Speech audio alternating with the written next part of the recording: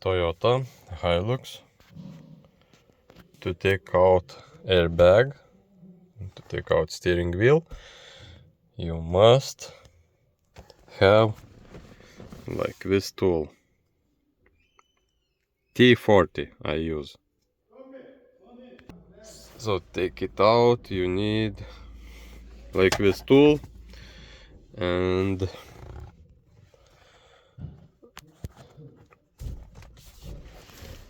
you must find a hole inside steering wheel. It's this one hole.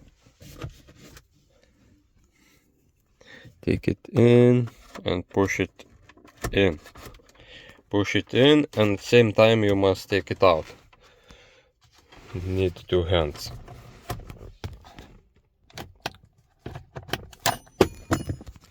One second.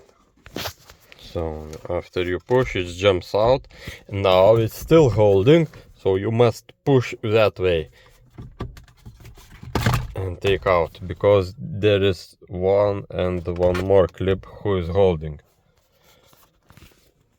So like this, you take out steering, and after you can use some, I think it's 19 bolt to take out the rest. The rest is easy. So Toyota Hilux, around 2015. Steering wheel airbag removing. See you next time.